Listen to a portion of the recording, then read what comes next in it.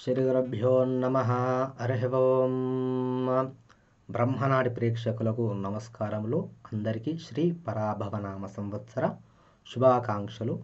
ఈరోజు మనము చక్కగా మేషరాశి నుంచి మీనరాశి యొక్క ప్రతి ఒక్క రాశి ఫలితాలు తెలుసుకునే ప్రయత్నం చేద్దాము. మొదటగా మేషరాశి. మేషరాశి అంటే ఏ విధంగా అంటే మనకు చూస్తూ ఉంటాం కదా, మేషరాశి యొక్క అక్షరాలు ఏమైతే ఉన్నాయి అంటే మేషరాశిలో 3 నక్షత్రాలు ఉంటాయి. ఏంటి? అశ్విని, భరణి, కృతికాహ పాదం. మేషం అంటే అశ్విని నక్షత్రం కంప్లీట్గా, భరణి నక్షత్రం కంప్లీట్గా, కృతికా నక్షత్రం 1వ పాదం. వాటి అక్షరాలు వచ్చేసి చు, చే, చో, ల. అశ్విని నక్షత్రము, లీ, లు, లే, లో భరణి నక్షత్రము, కృతికా నక్షత్రం 1వ పాదం అని చెప్పాను కదా, ఆ అన్నమాట. ఈ 9 పాదాలు కలిపి ఈ మేషరాశిగా ఏర్పడుతుందన్నమాట. ఈ మేషరాశిలో కొన్ని ఉదాహరణ పేర్లు చెప్తాను. కొన్ని వచ్చేసి లోకేష్ కావచ్చు, అశ్విని, లావణ్య, అభిరామ్, ఆకాష్. ఇది అగ్నితత్వ రాశి, స్థిరరాశి అనమాట. అగ్నితత్వము, స్థిరరాశి. అదేవిధంగా దీనికి అధిపతి కుజుడు. ఈ రాశి యొక్క జాతకులకు ఏ విధంగా ఉంటుందంటే, వీళ్ళ మనస్తత్వం వచ్చేసి కోపం అనే స్వభావం ఉంటుంది. కోపం అనేది ఎక్కువగా రావడం ఉంటుంది. అదేవిధంగా ముక్కుసూటిగా ఉంటారనమాట. Straight forward. ఏది మాట్లాడినా ఏది చేసినా కానీ స్ట్రేట్ ఫార్వర్డ్గా ఉంటారనమాట. వీళ్ళకు ఎందుకంటే వీళ్ళ కుజుడు అధిపతి కాబట్టి ఎక్కువ శాతం వీళ్ళు చూస్తే మాత్రం వీళ్ళు డాక్టర్స్ గాను, ఇంకొకటి ఏంటంటే పోలీస్ ఆఫీసర్స్ గాను, ఇంకొకటి ఏంటంటే మిలిటరీ కావచ్చు, రక్షణ వ్యవస్థ ఎక్కువ ఏదైనా కాపాడే విషయంలో డాక్టర్స్ కూడా ఆయుధాలు పట్టుకొని ఆపరేషన్స్ చేస్తుంటారు కదా, అట్లా పెద్ద పెద్ద పదవులకే వీళ్ళు ఎక్కువ ఇంపార్టెన్స్ ఇవ్వడం జరుగుతుందన్నమాట. వీరు చాలా శక్తివంతులుగా ఉంటారు. ఒక మాట చెప్పాలంటే, ఒక శ్రీరాముడికి ఒక ఆంజనేయ స్వామి ఏ విధంగా ఉంటాడో, రవి అంటే ప్రభుత్వానికి వీళ్ళు ఆ విధంగా పనిచేస్తారనమాట. ఎవరు? మేషరాశి జాతకులు. ఇలాంటి జాతకులకు ఈ పరాభవనామ సంవత్సరంలో ఏ గ్రహాలు వాటికి సపోర్ట్ చేస్తున్నాయి, ఏ గ్రహాలు వాళ్లకు ఆపోజిట్గా ఉన్నాయన్నమాట. ఈ మేషరాశి జాతకులందరూ కూడా ఎలాంటి సమయాల్లో వాళ్ళు చాలా లాభాలు పొందుతున్నారు, ఎలాంటి నష్టాలు పొందుతున్నారు. ముందుగా ఒకటి చూసుకున్నట్లయితే ఆదాయం వచ్చేసి వీరికి 11, వ్యయం 5 అన్నమాట. చాలా అద్భుతంగా ఉంది.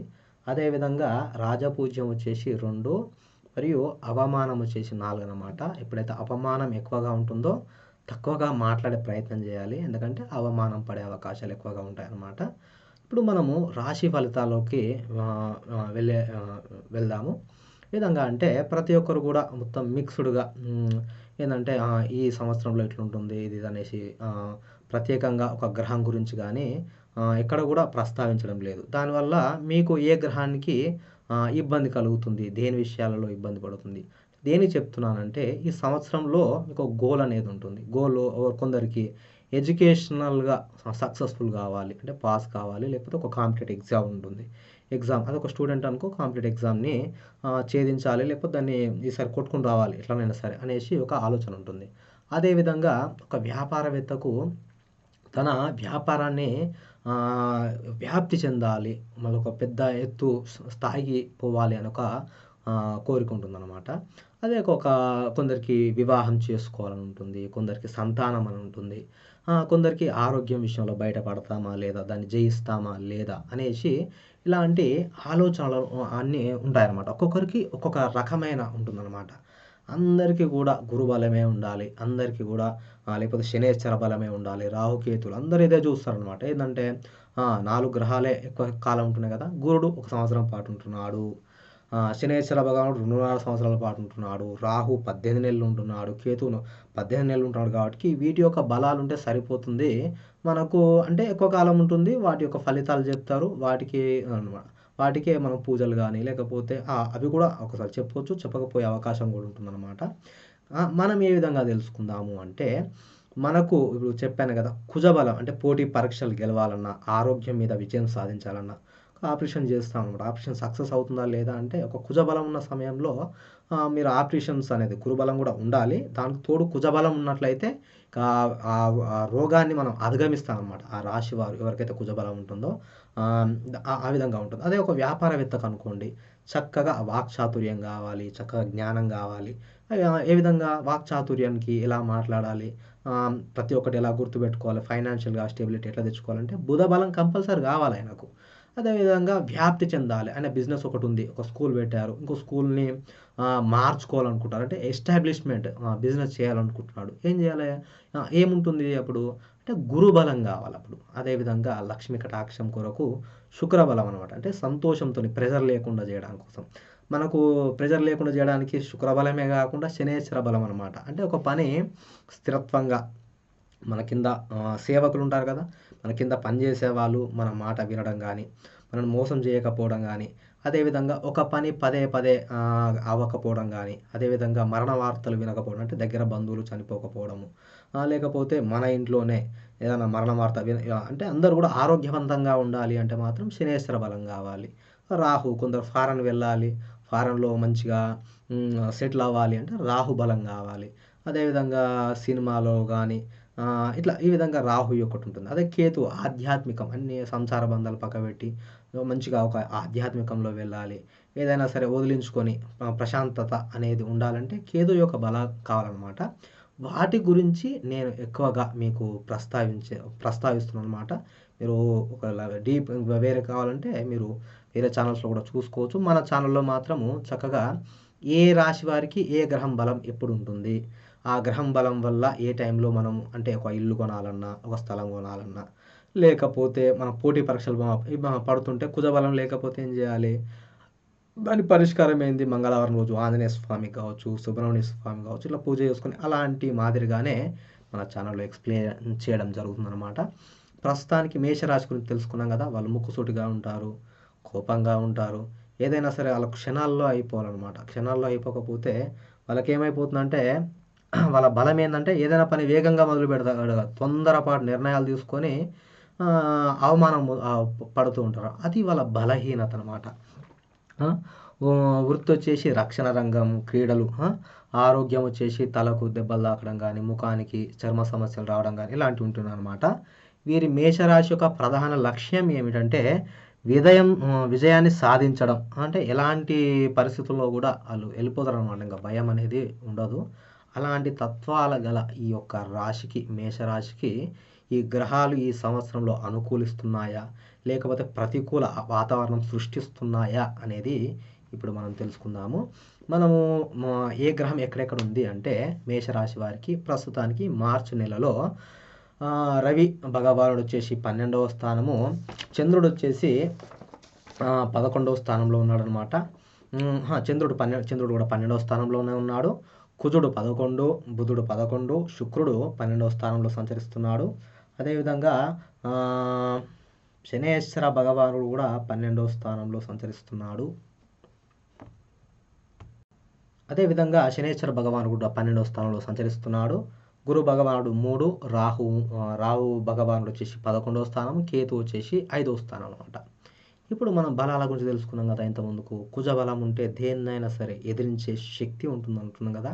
వీళ్ళకు అద్భుతమైన కుజ బలం ఉంది.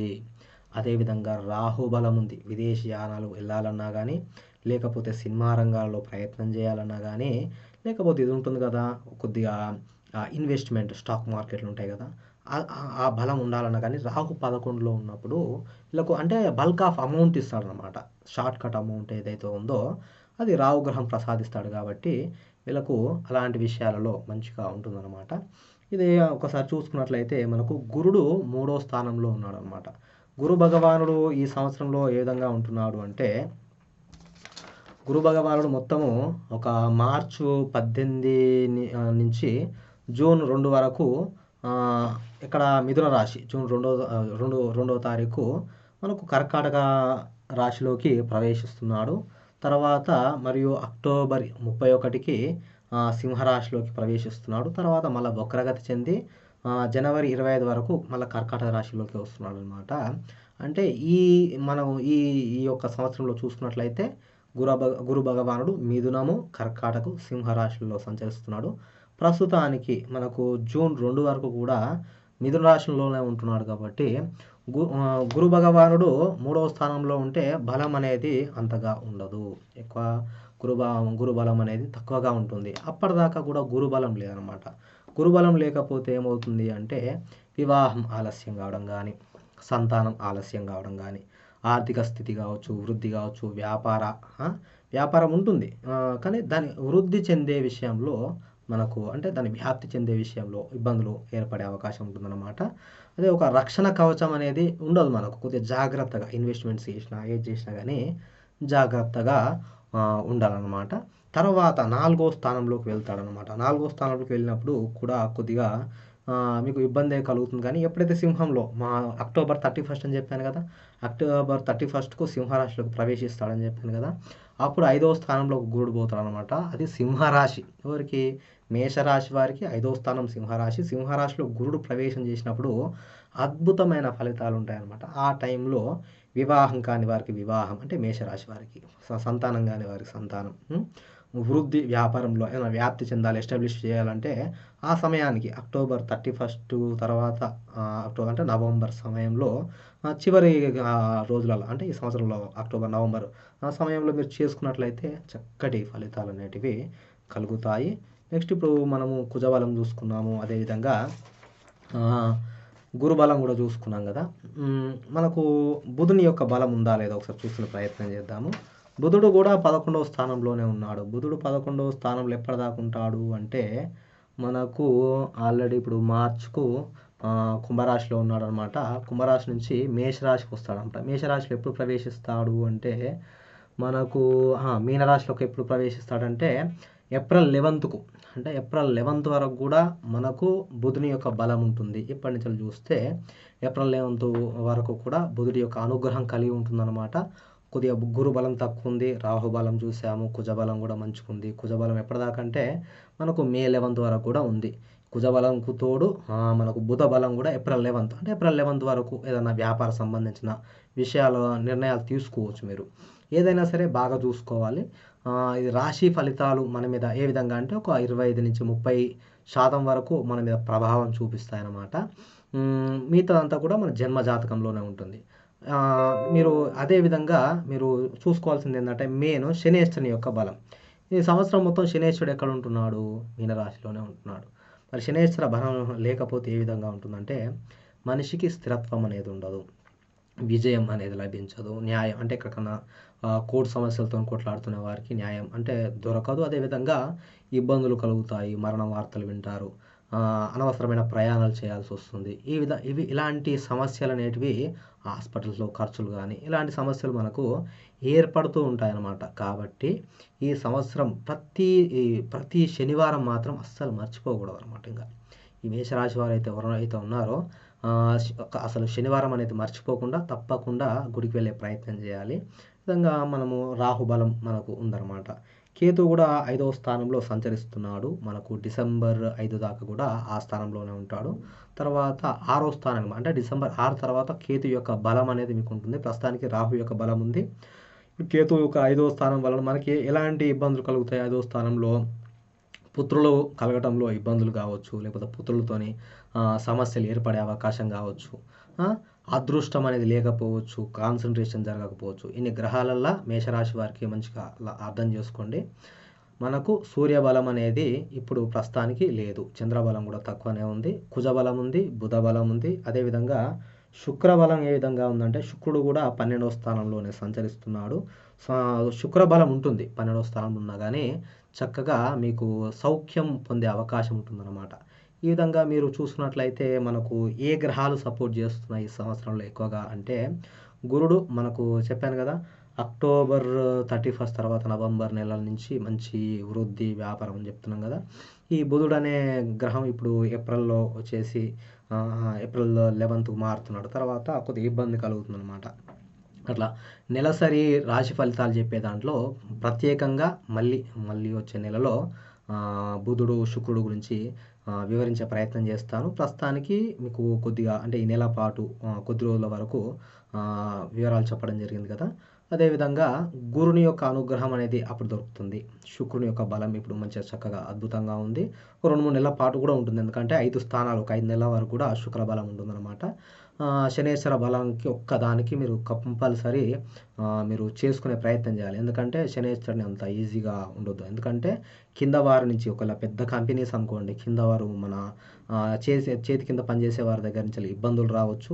మన సొంత ఇంట్లోనే మనకు ఆరోగ్యపరంగా మన తండ్రి గారికి గానీ, అమ్మగారికి కానీ ఆరోగ్య నష్టం జరిగే అవకాశం ఉంటుంది. మనకు గూడా చాలామంది ఏలినాటి శనిలో హార్ట్ అటాక్స్ కూడా వచ్చే అవకాశం ఉంటుందనమాట. ఈ కుజుడికి ఆల్రెడీ కోపం ఎక్కువుంటుంది.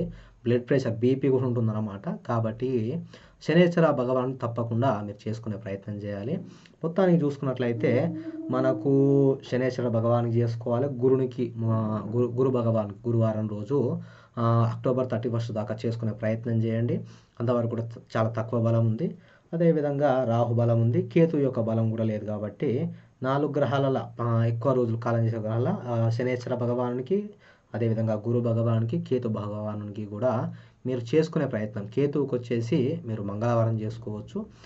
లేదంటే బుధవారం చేసుకున్నట్లయితే గణపతి చేసుకోండి. మంగళవారం చేసుకుంటే సుబ్రహ్మణ్యేశ్వర స్వామికి చేసుకునే ప్రయత్నం చేయండి. ఈ విధంగా మీరు ఈ గోల్ ఏదైతే పెట్టుకున్నారో అది ఎడ్యుకేషనల్ పర్పస్ అయితే చాలా మంచిగుందనమాట మీకు. ఇప్పటిదాకా కూడా మే 11th అని చెప్పాను కదా!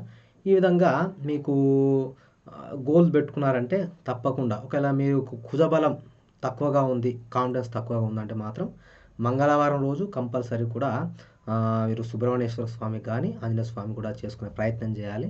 ఈ విధంగా మీరు చేసుకుంటూ ముందుకు పోతే గ్రహ బలాలు తెలుసుకొని మీరు ముందుకెళ్ళినట్లయితే ఏ నెలలో ఏం చేస్తే బాగుంటుంది, దేని కొరకు ప్రయత్నం చేస్తే బాగుంటుందనేది మీకు సింపుల్‌గా అర్థమవుతుందనమాట. అందరికి కూడా మేషరాశి ఫలితాలు కొద్దిగా నేను అర్థం అయ్యేటట్టు చెప్పానని భావిస్తూ ఇక సెలవు తీసుకుంటున్నాను. శుభం భూయాత్.